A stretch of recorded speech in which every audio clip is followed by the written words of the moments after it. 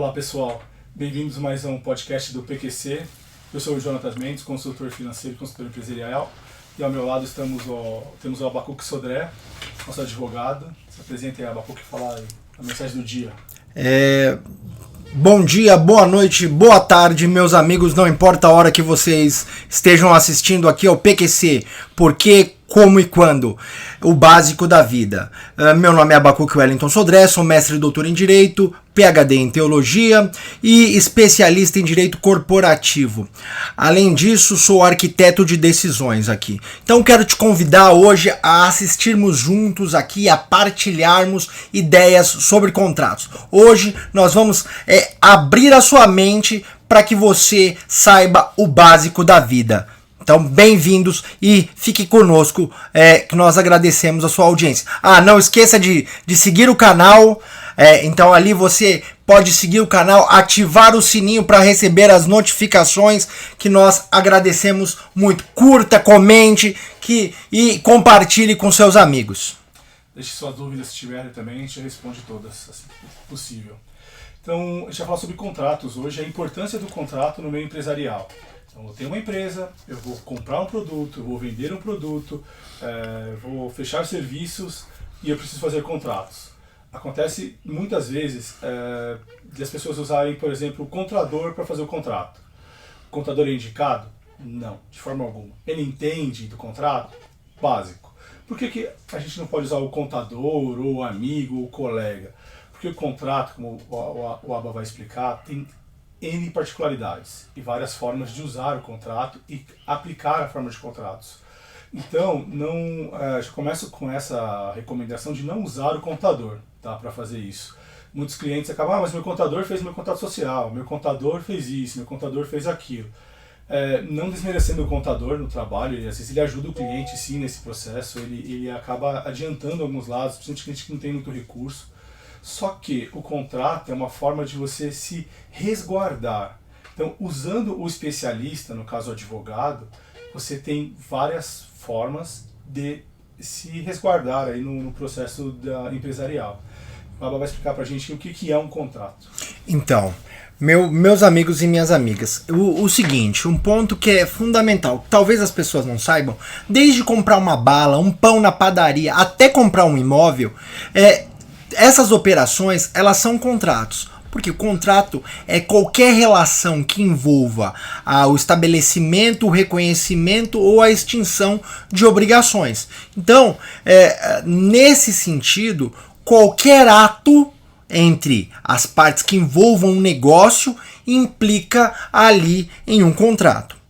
E para isso, então, você tem que entender que um contrato ele pode ser tanto escrito quanto verbal. Você pensa, não, mas você está falando que comprar um pão na padaria é um contrato. Sim, é um contrato de compra e venda de produtos. Porque você só tem um contrato ali verbal, você não tem um contrato escrito. É claro que a melhor forma de ter um contrato é um contrato escrito, mas nem todas as relações vão se basear em contratos escritos na sociedade. Então é importante que você tenha essa noção. Então o contrato é qualquer relação que reconheça, crie e mantenha ou extingua obrigações recíprocas entre as partes. Um contrato ele pode ser unilateral, um ato unilateral, mas também pode ser, como ocorre com a doação, pode ser também um contrato bilateral que envolvam obrigações entre as partes, ou seja, é o caráter sinalagmático. O que significa essa palavra? Sinalagmático significa que tem obrigações recíprocas entre as partes. Então é importante você entender que a vida é feita de contratos. Nós vivemos sempre com contratos. Casamento é um contrato. Quando você realiza compras, trocas, permutas, compra e venda, vários atos, agenciamento, intermediações. Existem vários atos que implicam em um contrato. E os contratos podem ser típicos e atípicos. A liberdade contratual, então, ela permite ali uma criatividade institucional com relação aos contratos. Então é fundamental que você tenha essa noção em mente quando pensar em um contrato.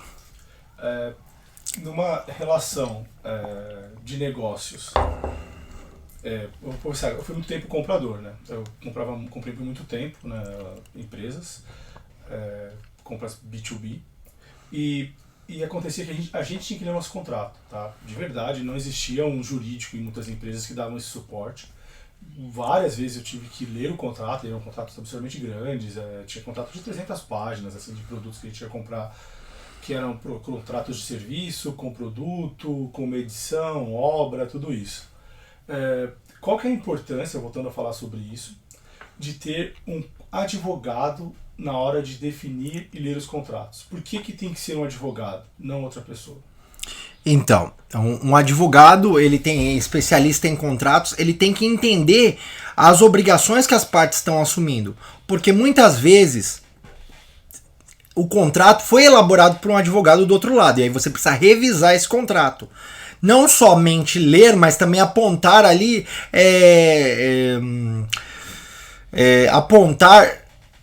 alterações, então inclusões, exclusões, alterações mesmo de cláusulas para que o interesse de ambas as partes esteja protegido. Se você não tem um advogado e a outra parte fez um contrato com um advogado, quem você acha que vai ter o interesse protegido?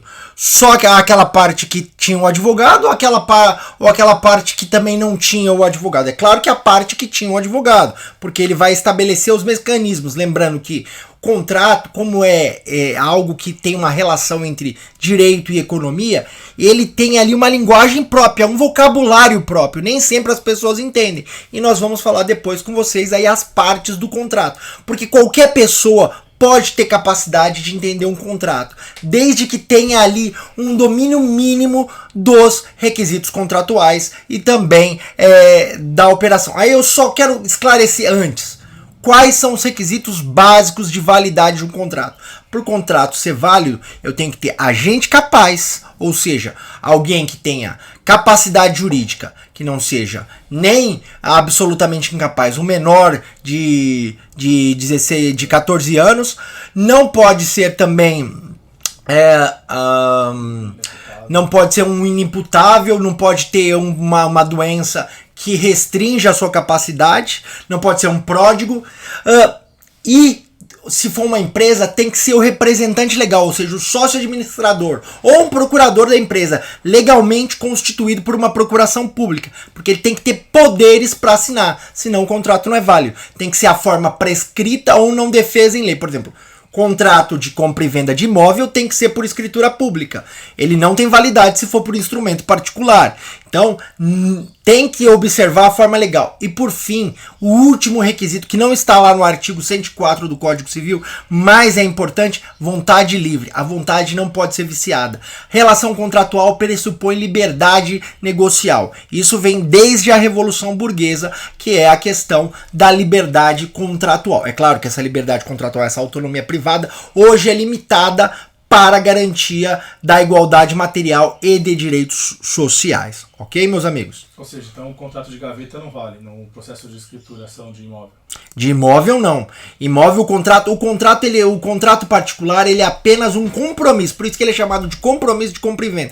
Ele vai estabelecer requisitos básicos, apresentação de certidões, verificação da viabilidade do negócio e ele vai ser firmado de forma adequada e correta por escritura pública.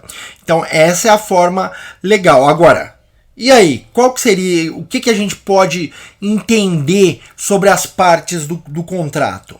E isso eu quero que você pense. A gente tem que entender como um contrato é formado. Mas antes, o Jonathan vai fazer mais um comentário.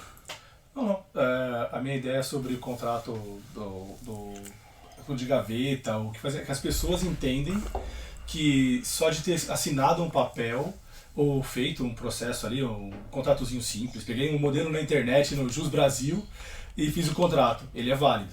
Não é assim que funciona, pelo que eu entendi, então. Não, pode até ser válido, porque a pessoa pode estabelecer uma obrigação, mas tem que ver do que se trata esse contrato. Qual contrato não seria válido, por exemplo, numa negociação? Eu estou sendo exemplos, tá? Aqui é para fazer a gente pensar sobre o assunto. Num processo de compra e venda de um celular, por exemplo. eu tenho várias formas, eu tenho que entregar coisas que o celular tem que estar funcionando, tem que estar tudo de uma forma. Tudo isso precisa estar escrito no contrato, ou eu posso usar isso de forma genérica só para o processo de receber o preço do contrato, né, o dinheiro do contrato? Então, assim, se a gente tivesse no sistema americano, que é o sistema da Common Law, o contrato ele teria que ser hiper detalhado. Nós vivemos aqui no sistema romano-germânico ou Civil Law. Aqui existe uma grande hipertrofia legislativa. Então, nesse sentido, o que não tiver no contrato deve ser observado a lei. Então, a lei estabelece aqui e tem uma jurisdificação das esferas sociais no direito brasileiro. Então, nesse sentido, tem uma alta regulamentação. O que não tiver no contrato vai ser observado a lei. A relação, por exemplo, de consumo vai estar lá prescrito tudo no Código de Defesa do Consumidor. O que não tiver no contrato vai haver necessidade, então, de ser observado a lei. Só que é o seguinte, o contrato tem algumas características que ele precisa constar. Então, para um contrato ser considerado um contrato, eu tenho que ter a oferta, então ali um produto ou um serviço, que vai ser o objeto. Então, a oferta, o objeto, o preço, forma de pagamento e obrigações para contratante e contratado.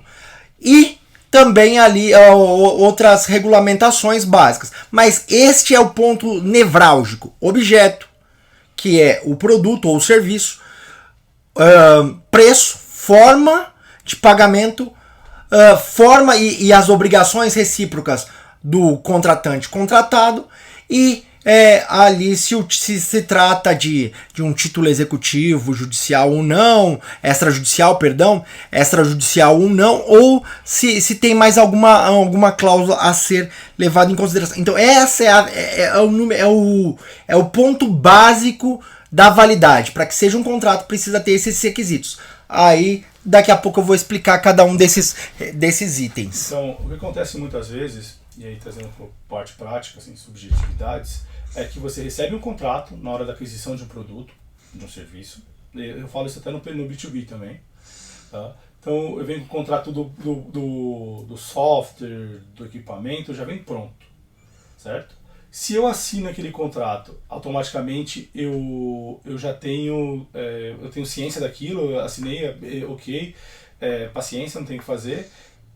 Mas se eu não tenho a opção de mudar o contrato? Às vezes não acontece isso. Eu vou comprar um produto e falo, eu não gosto dessa cláusula. Mas se não mudar essa cláusula, eu não tenho como comprar, eu não vendo. E acontece muito isso com um plano de celular, por exemplo, também. Então, internet, enfim, o cliente não tem como mudar aquilo.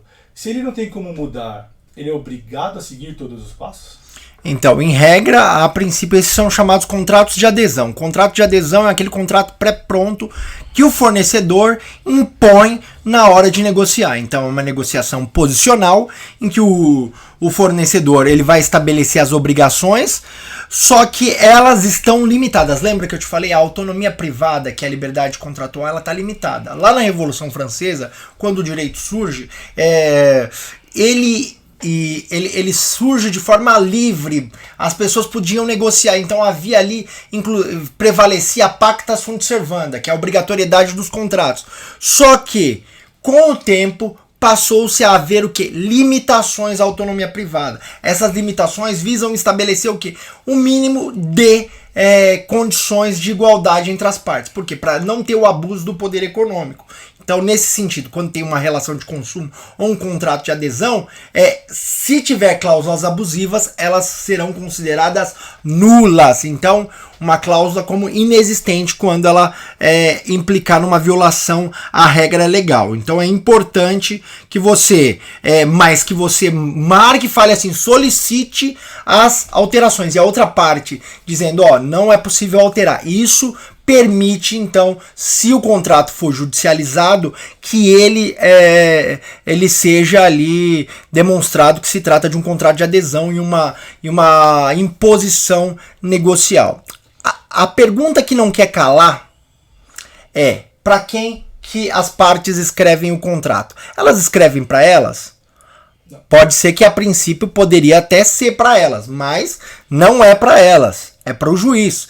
Por quê? Se o contrato ele for judicializado, se ele for objeto de uma prestação jurisdicional sobre a sua interpretação, quem deve saber interpretar o contrato não são as partes, é o juiz, porque ele que é o terceiro desinteressado que vai aplicar, vai interpretar e aplicar o contrato para as partes.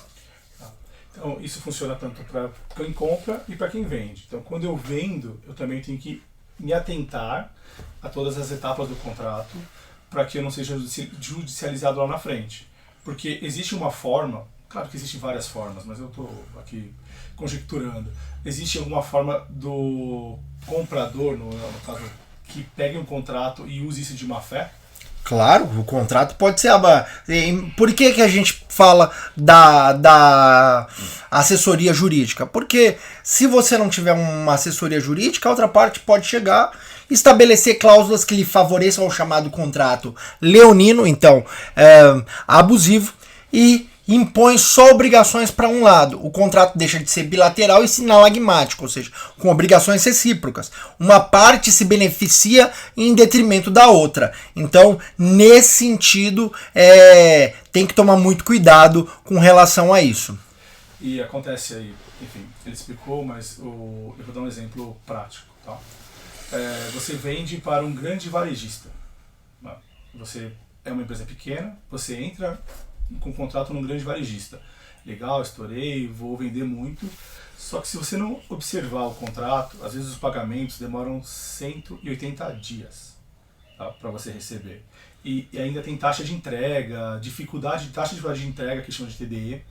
Então você tem que pagar mais na sua logística, demorará muito para receber o seu pagamento, porque 180 dias é muita coisa. Se você não é um grande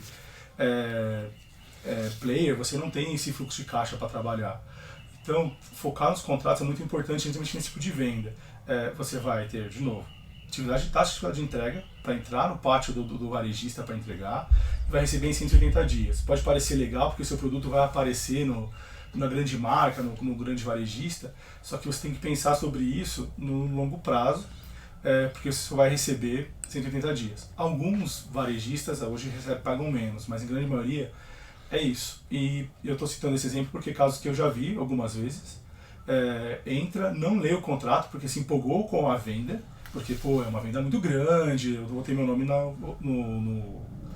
no grande varejista, e não se atenta que você acaba ficando refém desse varejista, porque tem N cláusulas que vão te engessar ou te impedir de crescer ali, e você fica refém dele sem ler o contrato. Então, se você tem ali um advogado, um especialista em contrato que vai te orientar nisso, inclusive uma pessoa de finanças para te ajudar nesse processo de fluxo de caixa, você vai verificar que não vale a pena, às vezes, entrar nesse tipo de cliente. Tá? Então, eu falo isso porque acontece algumas vezes, e como a gente fala muito para cliente que é PME, parece que é uma vantagem, mas às vezes não é uma vantagem entrar nesse tipo de contrato, não. Então, por isso que contratos também implicam em trade-offs. Aqui, como arquiteto de decisões, a gente tem que falar para vocês têm que observar se vale a pena fazer a análise dos custos de transação, a questão do tempo, o pagamento, o fluxo de caixa, o impacto, porque às vezes um contrato desse pode te levar à quebra e aí, infelizmente, não é o melhor caminho. A questão nem é quebra, às vezes você fica pendurado nesse cara, nesse agente, né? Ou o varejista de novo, porque é um exemplo, claro, e acontece no mercado. Então você fica pendurado nele de uma forma que você não consegue sair mais, você fica refém desse tipo de empresa. E acontece também com empresas da montadora, por exemplo. A montadora também faz isso com pequenos fabricantes de peça, o que for. Como você tem um contrato grande, longo e de um alto valor, e seu fluxo é muito longo, você fica dependente dele daquilo. E às vezes ele até adianta pagamentos exatamente para você ficar preso nesse processo. Então você não cresce, não lucra e está vinculado a ele para sempre, para ser exagero, mas pelo menos por uns 5 anos aí acontece nos contratos. E o risco aqui, um risco muito grande é você começa a realizar esse tipo de contrato, aí você vai fazer adiantamento dos seus recebíveis em bancos, em FEDICs, e aí você já vai ter uma perda daquele lucro, daquela margem que você achava que teria, porque você está adiantando. Ou senão, ou pior ainda, você pode começar a pegar um capital de giro no banco, em instituições financeiras, que isso vai onerar você pagando juros para banco, e aí isso vai te gerar uma perda. Então tem que tomar muito cuidado. Se um contrato de longo prazo, de 6 meses, para receber 180 dias, para receber da primeira venda, 180 dias. Se você entrar no Pronamp, que seriam 6%, 7% ao ano aí, você já está perdendo dinheiro no caminho, tá? Você já está perdendo dinheiro nesse processo. Então, isso estou falando de juros mais barato, que é o Pronamp. Você pode pegar outras formas de empréstimo, pode usar o cartão de crédito, que a pessoa acaba usando, que é 400% ao ano. Então, o Pronamp, que é o mais barato, você já perdeu 6% aí só de empréstimo. Então, 6% na sua margem faz uma grande diferença. Agora eu quero falar com vocês aqui sobre as partes do contrato. Quais são as partes do contrato? Então, vamos lá. Primeiro, o objeto. O objeto é aquilo que eu já falei para vocês e vou repisar para que vocês memorizem. Diz respeito a serviço a ser prestado ou produto a ser adquirido. Então, serviço a ser prestado ou produto a ser adquirido neste sentido. Esse é o objeto. Então, você recebe. Esse objeto, ele precisa ser o quê? Ele precisa ser rígido, ele precisa ter uma funcionalidade. Esse produto, esse serviço precisa ter uma funcionalidade para que ele possa ser ali adequado. Depois de eu pensar aqui no objeto, eu tenho que pensar no prazo. Todo contrato tem um prazo de duração. Pode ser um mês, 30 dias, pode ser 12 meses, 5 anos.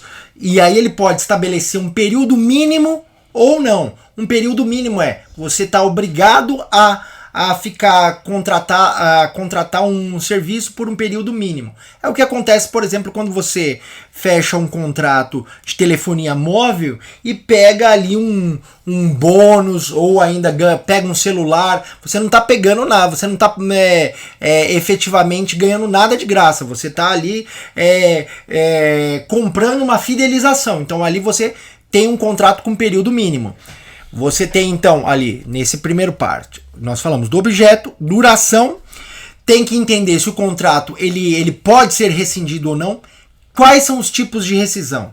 Primeiro, tem a rescisão que é unilateral da parte, chama-se resilição. Resilição é a parte não tem mais vontade de continuar o contrato, e a maioria dos contratos prevê essa possibilidade de você notificar com 30 dias de antecedência, dar um aviso prévio, e depois desses 30 dias, então, você está liberado do contrato. É a rescisão injustificada. Então tem que observar se tem multa ou não no contrato, se tem um período mínimo. Se for um contrato que não tem período mínimo, então bastará a notificação com 30 dias de antecedência. Eu tenho também a resolução culposa. O que é resolução?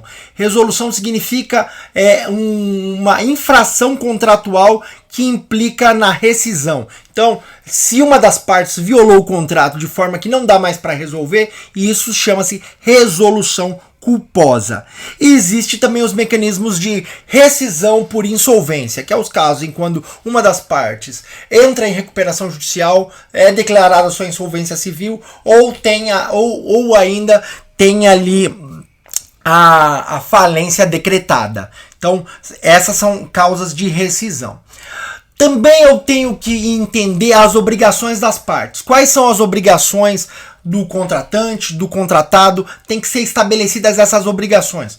Outro aspecto, questão da desvinculação trabalhista. Dizer que não tem uma relação trabalhista entre as partes. Cada um é responsável pelos seus empregados. Temos também aí a questão da propriedade intelectual, ou seja, com relação aos produtos e serviços, de quem vai ser a propriedade intelectual. Tem a questão da proteção de dados. E por fim, nós temos o quê? Nós temos a questão que envolve as disposições gerais. Contrato integral, ele revoga qualquer disposição verbal, qualquer outra proposta, e o contrato ele é o termo integral.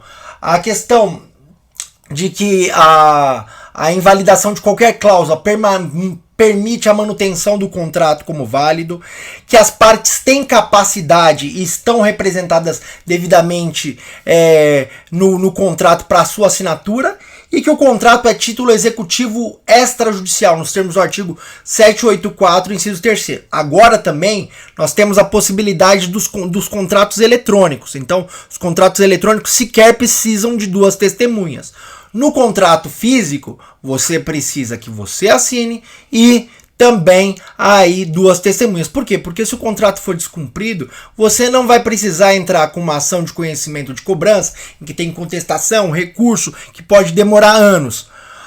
Você também não vai precisar entrar com uma ação monitória, que vai ter o embargos monitórios, mas cabe ainda recursos. Você já vai ingressar com a execução. Pagamento em 3 dias e depois de 15 dias se a parte embargou ou não, se ela não depositou o valor, vai começar o quê? Penhora em conta, penhora de veículos, penhora de bens. Então, é importante observar se o contrato está assinado por 2 testemunhas. Então, essas são as partes importantíssimas. Então, é importante que seja discutido cada uma delas. Essas situações, principalmente as obrigações das partes, é o recheio do contrato. É ali em que é o momento em que as partes têm que ter ciência prévia. O direito, ele serve, como diz Max Weber, como mecanismo de calculabilidade dos agentes econômicos. Então, eles observam ali o contrato e já antecipam, sabem antecipadamente as suas condutas. Então, o direito tem que gerar certeza e liquidez das operações econômicas, dar essa garantia. Esse é o aspecto, inclusive, formal dessa questão. Contratos, então, são fundamentais para toda a relação de negócios. Sejam simples ou complexas, ou o que for. Então pensem sempre em usar contratos para se precaver. Não apenas para impor, mas para se precaver nos processos de negociação. E como comprador, fui comprador por muito tempo, o contrato era fundamental para a gente usar isso como forma de negociação. Tá? Então, se eu queria coisas mais longas, melhores valores para a negociação dos meus vendedores, enfim, eu usava sempre contratos, às vezes de longo prazo, ali amarrando cláusulas, formas de pagamento, para também reduzir os meus custos.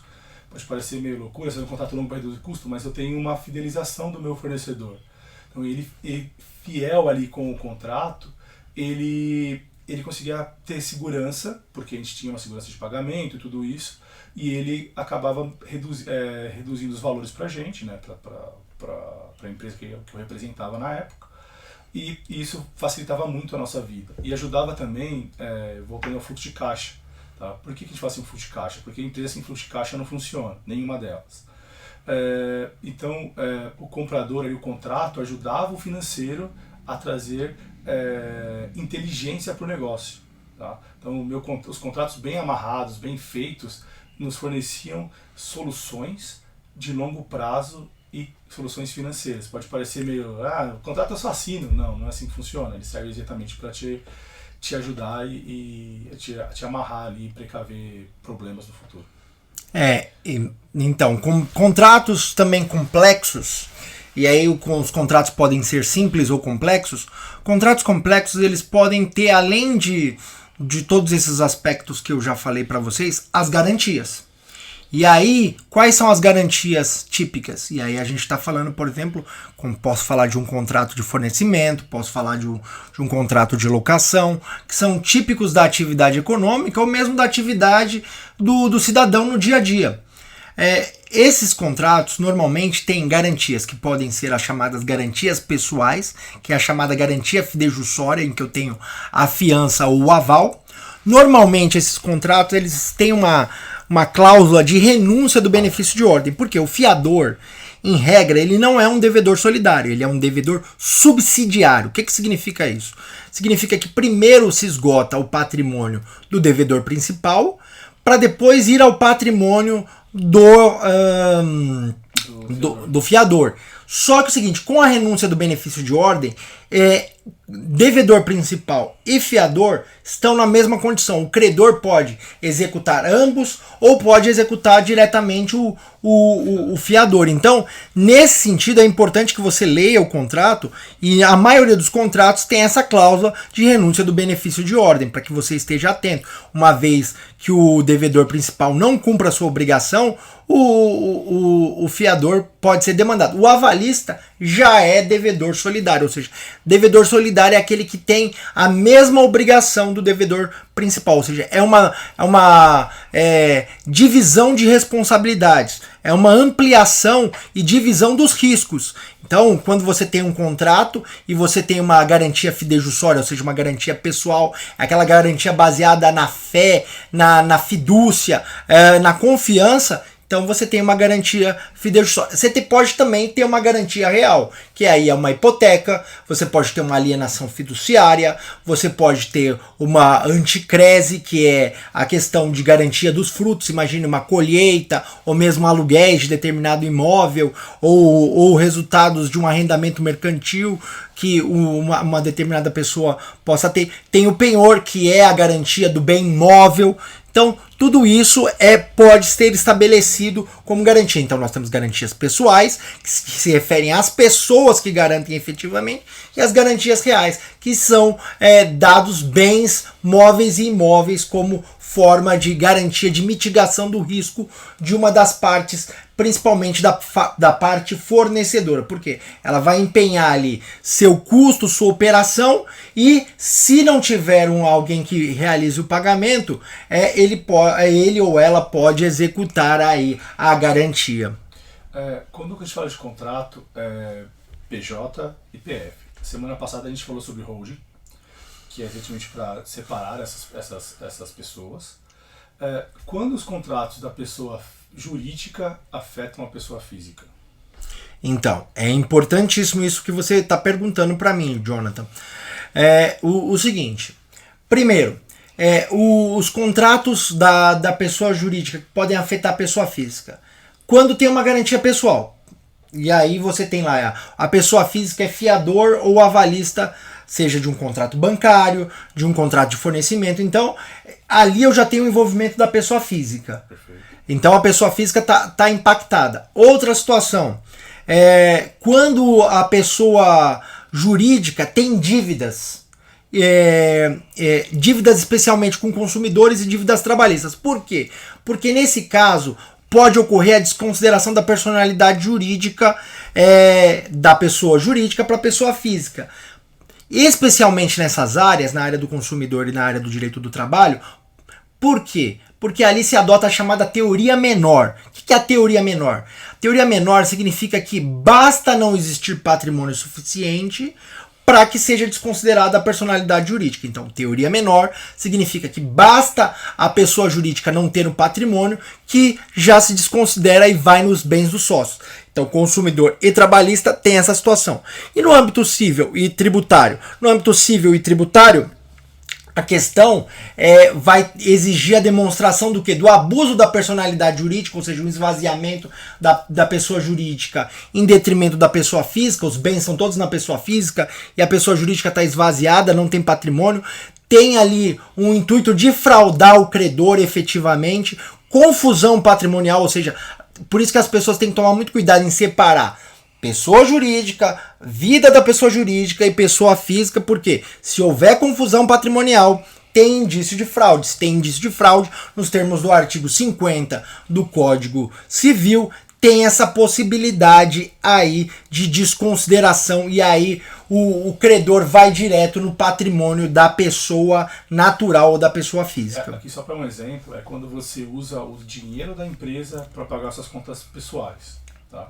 Se você fez um empréstimo, por exemplo, e acabou usando esse dinheiro do empréstimo para misturou as contas, vai acarretar esse tipo de problema. Confusão patrimonial. Confusão patrimonial. Por isso você tem que separar as suas contas. Sempre tirar o seu prolabore e mostrar ali, esse dinheiro aqui é o meu trabalho e aqui é o meu prolabore, eu uso esse dinheiro aqui para pagar as contas. Se no final tem lucro, outras formas de pagamento, outras formas de saque, é outra coisa. Mas tem que haver essa separação sempre para que não ocorra esse tipo de problema. Outros contratos que acabam prejudicando assim, afetando a pessoa física. No caso da pessoa jurídica com a pessoa física, tem algum outro caso que é tipo, muito fora do padrão do que a gente está acostumado, ou não? Tipo, tem um caso, sei lá, uma curiosidade, uma coisa diferente que já tenha visto assim? Normalmente contratos trabalhistas. Contrato trabalhista é o seguinte, só para explicar para vocês. O contrato antes, quando surgiu lá aquilo que eu sempre falo, você fala muito da Revolução Americana e Revolução Francesa, assim, é ali que surgem os direitos de primeira geração, o que são os direitos e as liberdades civis. Naquela época, as pessoas tinham plena liberdade de contratação, tanto que conta-se a história que as pessoas passavam fome, ganhavam moedas, as crianças trabalhavam em condições insalubres, então não havia uns limites à contratação. As pessoas tinham plena capacidade de aceitar ou não um contrato. Isso implicava em várias distorções por conta do abuso do poder econômico. Tanto que assim, foi exigido lá na época na Inglaterra, ali o mínimo que o David Ricardo desenvolveu, a chamada Lei de Bronze, que era o estabelecer ali um pagamento mínimo. Então, no direito do trabalho, você não pode contratar da forma que você quiser. Vou pejotizar, vou pagar como eu quero. Não. Existe uma forma legal. Essa forma legal, a lei cria limitações à autonomia privada para estabelecer ali os mecanismos de igualdade material. Se você não pagar, você vai estar criando um passivo para você, para sua empresa, para você, e aí isso pode impactar, porque o juiz do trabalho aqui no Brasil, ele não brinca, ele vai para cima dos bens dos sócios, mesmo que o sócio tenha se retirado há mais de 2 anos da sociedade, ele vai para cima de todos os sócios. Então, tem que tomar muito cuidado. Relação de trabalho também tem os seus contratos específicos. É preciso que você tenha ali uma assessoria técnica trabalhista e entenda que se você não tiver to compliance, se você não tiver by the book no âmbito do direito do trabalho, você está criando ali um passivo oculto que uma hora os seus empregados, seus colaboradores vão demandar contra você. E lembrando que no direito do trabalho a prescrição ela de 5 anos para trás, ou seja, o empregado pode cobrar os últimos 5 anos, desde que ele cobre até 2 anos depois que ele sair da sua relação de emprego. Então, esses contratos de emprego são ali complicados, se você não tomar um cuidado.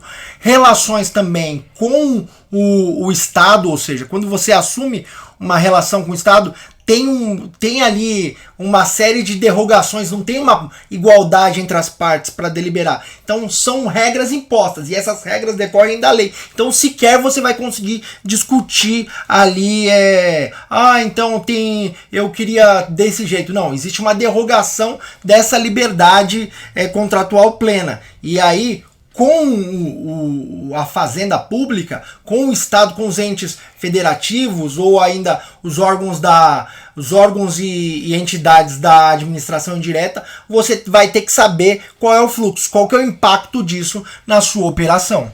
E lembrando que contratos com o governo podem passar para a próxima geração. São herdados, certo? Algumas coisas podem passar da sua pessoa para os seus herdeiros. No limite da herança. Se você tiver bens patrimoniais e você não tiver já feito essa sucessão, não tiver montado uma hold, doado as suas cotas com reserva de usufruto, ou mesmo sem reserva de usufruto, se você não tiver feito a transmissão já para a próxima geração, com certeza o patrimônio aí pode ser perdido. Então a gente fala, você tem que segregar risco. Segregar risco é separar operação de patrimônio para que você possa pensar nessa situação. Então lembrando, o contrato ele é um mecanismo de circulação de riqueza, ele é um mecanismo de regulação dessa circulação de riqueza para a produção de bens e prática de serviços no ambiente de mercado, mas ele também imputa uma série de obrigações, ele transmite essas obrigações para as partes. Então, ali é importante que você entenda que você circula a riqueza, mas você também cria obrigações, e essas obrigações só vão ser extintas com a quitação dessas obrigações. Então, é importantíssimo. Se você não tem ali um mecanismo no contrato dizendo que como ocorre a quitação, você precisa de um termo de entrega de serviços, termo de entrega de produtos e a quitação do cliente, para que você possa, inclusive, executar o preço. Porque se você não entregar, existe uma cláusula geral, ou seja, interpretativa, chamada Exception Non-Adimplent Contractus. Significa que se uma parte não cumpriu as suas obrigações, ela não pode exigir da outra o cumprimento das obrigações correspondentes do outro lado. Isso funciona muito para contratos de serviço, tá? Você tem que prestar muita atenção nesse tipo de entrega, quando é por medição, porque eu vou fazer a cada semana uma entrega, eu tenho que cobrar e ver se está sendo feito certinho. Tem que discriminar isso de uma forma muito ampla e abrangente, para você entender quais serviços serão entregues ali. Eu contratei uma agência de marketing, o que ele vai entregar? O que vai ser entregue ali naquele processo de marketing? Quais são qual é o escopo do serviço que vai ser? Eu vou entregar mais views, eu vou entregar mais curtidas, eu vou entregar mais venda e assim por diante. Então discrimina isso de uma forma muito clara, muito ampla, para entregar. Porque às vezes o trabalho é subjetivo, seguindo no marketing, por exemplo. E às vezes não vai entregar 100 mil curtidas, 10 mil views e assim por diante. Então, se você não tem isso muito claro, vai gerar um problema para ambas as partes e não vai ter uma relação, como eu posso dizer, clara sobre o negócio. E você acaba falando assim, não me entregou o trabalho, ou o cliente não sabe o que eu estou fazendo, não sabe o que está falando, porque também você não explicou no seu contrato de venda o que você ia entregar. Então acaba se queimando no mercado com isso. Se você tem isso bem claro e bem explicado, fica muito mais fácil para as partes terem uma negociação ali, uma relação de trabalho. Como arquiteto e design de contratos, eu sempre falo, é importante que a parte construa uma proposta técnica. Por quê? Essa proposta técnica eu sempre indico que ela faz parte do contrato, como um anexo. Sim. Porque o contrato ele é para estabelecer as cláusulas jurídicas, as obrigações jurídicas, as normas. Norma, o que é uma norma? Norma nada mais é do que uma estrutura de dever ser, ou seja, uma imputação de um dever. Uma hipótese e uma consequência. Então, norma é uma hipótese e uma consequência. Quem ensinou isso? Fui eu? Não. Hans Kelsen já dizia isso. Então, o próprio Robert Alexi, ele diz, o que é uma norma? Norma é uma estrutura de dever ser. Lembra que uma regra, eu tenho aquela norma que é uma regra, a regra é que estabelece um dever definitivo e ali ele tem uma sanção, pode ou não ter uma sanção, e um princípio é aquilo que não tem uma sanção, mas ele tem ali um dever estabelecido prima facie, ou seja, ele é realizado na maior medida do possível. Então, entendendo essa situação, você tem que entender que o contrato ele é formado por regras e princípios. Por que regras e princípios? Primeiro, a regra geral, obrigatoriedade dos contratos. Nós falamos, pacta sunt servanda. As partes são escravas do contrato. Só que existe uma cláusula que foi aplicada durante a pandemia e que você precisa ter ciência, que é a cláusula rebus sic stantibus, que é a chamada teoria da imprevisão.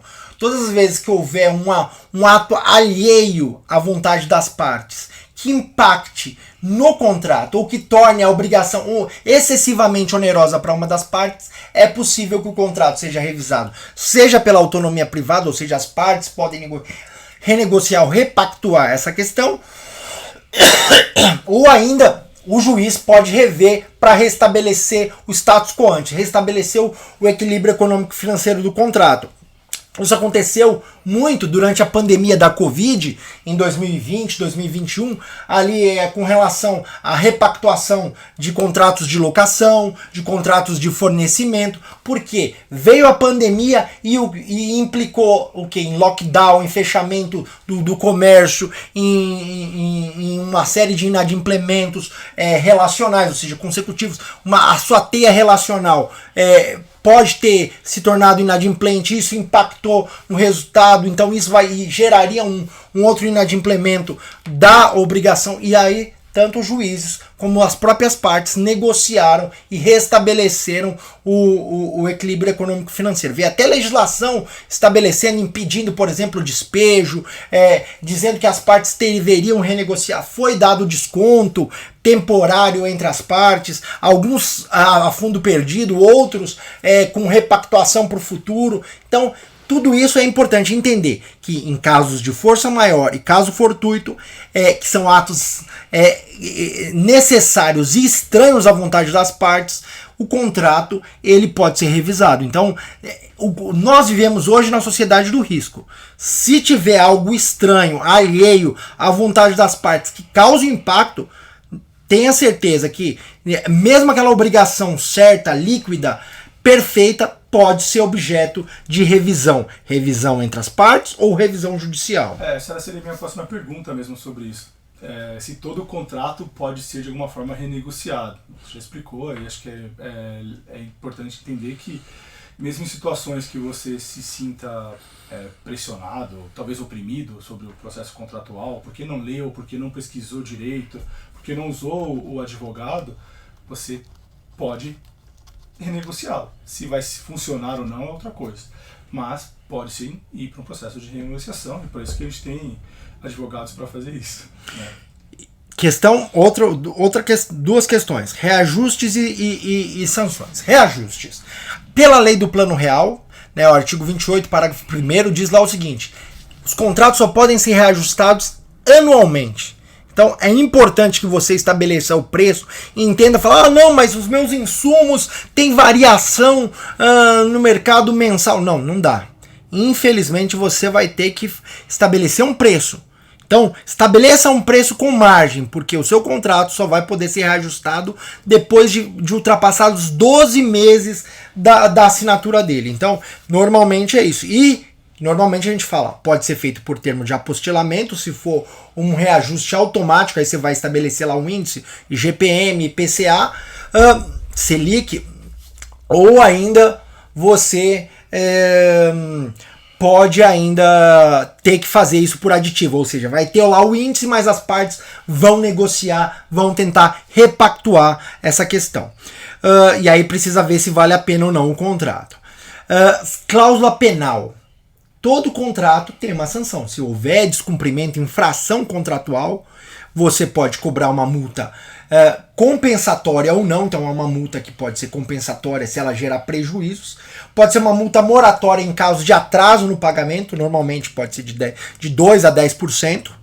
E saber que as multas compensatórias elas implicam nos prejuízos. Eu posso acumular multa moratória e multa compensatória num descumprimento contratual, desde que seja de fatos diferentes. Por quê? Existe um princípio no direito contratual que chama non bis in idem, ou seja, não pode ter a imputação de mais de uma sanção para o mesmo fato. Então, se eu tenho mora é descumprimento parcial do contrato que diz respeito a tempo, lugar e forma. Tempo, lugar e forma é a mora. Então, mora não é só atraso no pagamento, mas tempo, lugar e forma.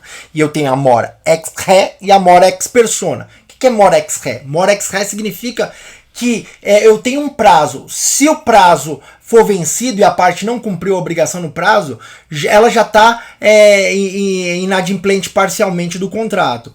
Isso chama-se mora ex re porque o próprio dia já interpela a parte. Então, existe um brocardo latino que chama dies interpellatio pro homines. Então, a mora ex re é regida por esse brocardo dies interpellatio pro homines. O dia do vencimento já interpela o contratante ou o contratado. Normalmente isso ocorre nos casos de pagamento. E nos casos de obrigações que não tem prazo? Então aí vige a mora ex persona, lá no artigo 397, parágrafo único do Código Civil, que Não tendo o termo certo e determinado, a parte precisa notificar, a parte interessada precisa notificar, interpelar a outra parte, seja judicialmente, extrajudicialmente, pode ser. Normalmente o padrão é extrajudicialmente com carta com AR. Então você notifica a outra parte e fala, ó, já passou aqui a condição, o termo, me providencia aqui o cumprimento da obrigação. E aí, a partir da notificação, a outra parte está constituída em mora, ou seja, ela tem um lapso temporal, uma forma ou um lugar para cumprir sob pena de implicar no inadimplemento contratual. Então é importantíssimo ter isso em mente. Pensando em inadimplemento, desculpa te cortar no final, mas você vai perder a pergunta. Hoje tem a lei do superendividamento, certo? Certo. Então, se eu entro num contrato de empréstimo, enfim, que extrapole isso, o contrato não foi firmado lá atrás, existe só esse tipo de lei que pode interferir no contrato já firmado? Normalmente esses contratos de superendividamento, normalmente essas empresas, normalmente são instituições financeiras, né? Elas têm ali o que? Elas são empresas do lucro real.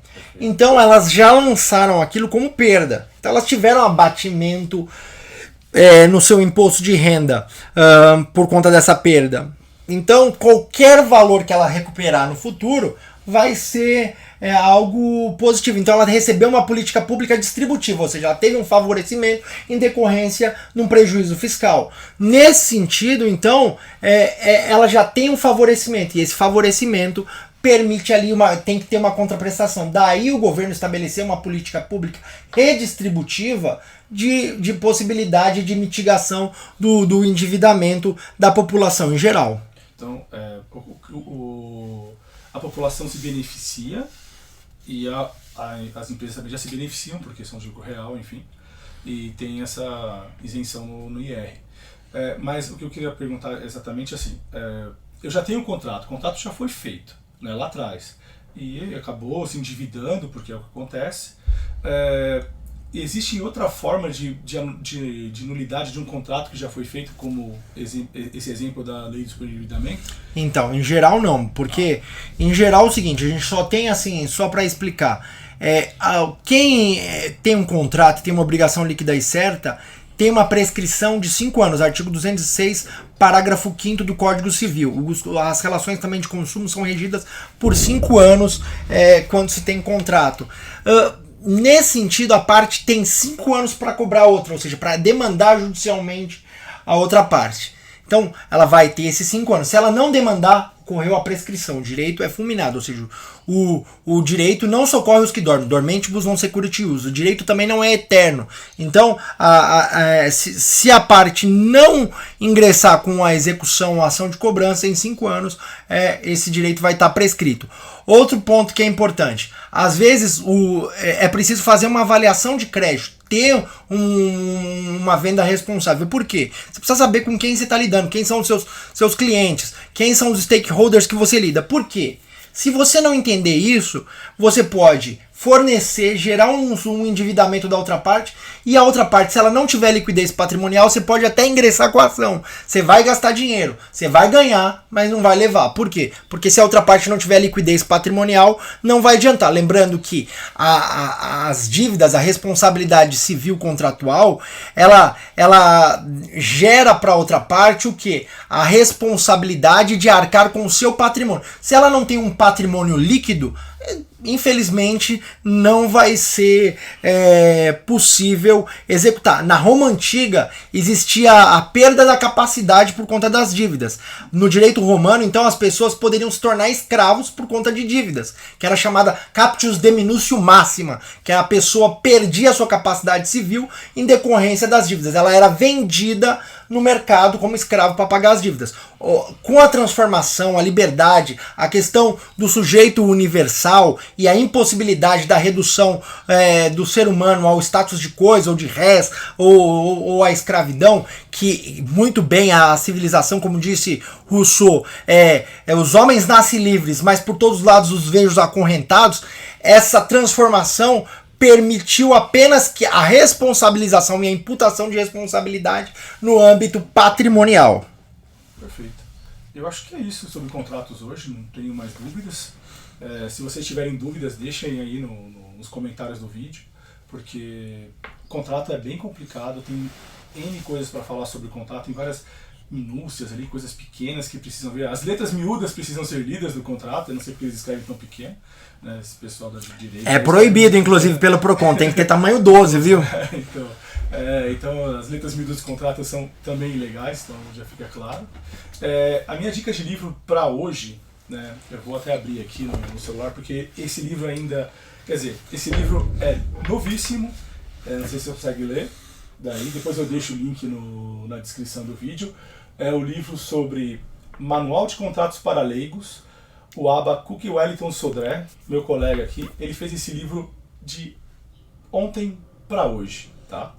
Pra você entender como ele entende do assunto, como ele sabe das coisas. Ele estava falando sobre contratos, eu falei, eu não entendo tanto, eu trabalhei com contratos, mas não sou um especialista, como eu disse, eu era um comprador na época do contrato, e hoje os contratos que eu tenho que fazer, eu passo sempre para o advogado, eu realmente, raramente leio contratos, tá? Eu não preciso mais lê-los, ainda bem, tem ele para isso. Então, se você tem esse suporte, use-o. Então é o livro, eu vou deixar a descrição, vocês podem encontrar na Amazon já, que é Contratos para Leigos, do Habacuc Sodré, que eu não li ainda, eu estou indicando desde já porque eu sei que é bom, mas eu lerei aí durante a semana e posso fazer review na próxima semana sobre ele. O Baba vai indicar os livros que ele quer deixar pra gente essa semana. Então eu quero trazer para vocês hoje, como um complemento, um estudo técnico, se você deseja um estudo técnico, eu recomendo, tem várias doutrinas jurídicas, da dogmática jurídica que ensina sobre contratos e obrigações, mas eu quero trazer para vocês aqui o livro do professor Álvaro Vilaça Azevedo, um grande professor, um dos maiores especialistas na teoria das obrigações e dos contratos. Então, aqui é o curso de Direito Civil. Aqui primeiro, esse aqui é o volume número 2, Teoria Geral das Obrigações e Responsabilidade Civil. Então, esse aqui é o volume número 2. E esse aqui é o volume número 3, que é Teoria Geral dos Contratos. Teoria Geral dos Contratos são esses dois volumes que eu gostaria de indicar para vocês. Porque se você quer ser um arquiteto de decisões, quer tomar decisões racionais, você precisa fazer trade-offs. Mas para você poder fazer trade-offs, você precisa ter o quê? Ter conhecimento, se especializar, se aprimorar. Sem leitura, sem bunda na cadeira, não tem avanço na mente. Para que você tenha o crescimento intelectual, você precisa de horas de investimento. E a leitura é um investimento. Eu invisto sempre 10% do que eu ganho em livros. Você pode ver aqui pela biblioteca que tem mais de 2.600 livros aqui. E você é importante para nós, e nós queremos que você também se desenvolva, cresça. Então por isso que nós indicamos livros, para que você esteja apto, com conhecimento, e aí com conhecimento de causa, entendendo as consequências, você arquitete as suas decisões, realize os seus trade-offs, faça os cálculos de custo e benefício. Porque toda decisão, para que possa ser racional, ela tem que adotar o modelo do Homo econômicos. Qual é o modelo do Homo econômicos? É aquele modelo do cálculo de custo e benefício, dos trade-offs. Claro que nós somos Homo sapiens, nós estamos sujeitos ao erro. Liberdade é a capacidade de tomar decisões irracionais. Sempre falo isso, liberdade é a capacidade de tomar decisões racionais. Mas num contrato você precisa ser racional, você precisa mitigar os custos da sua operação, você precisa mitigar os riscos. Se você não fizer um bom contrato, se você não ler o contrato, não entender o contrato de forma básica, você está correndo riscos. Então o pior dos riscos é desconhecer riscos. Então pense nisso. Contratos é uma parte importante da sua vida como empresário, como cidadão, é fundamental, é o básico da vida, meus amigos. Então, por que, como e quando? Por que contratos? Contratos porque eles regem a sua vida e eles impactam na sua vida. Como? Tem que ser feito por especialistas, por advogados. Ter assessoria técnica é fundamental. Quando? Sempre. Sempre tem que ter ali contratos bem feitos, bem assessorados e que possam te trazer os melhores frutos possíveis. Esse é o básico da vida sobre contratos. Um forte abraço, até o nosso próximo episódio. Conto com vocês. Obrigado, pessoal. Valeu por assistir a gente aí. Abraço.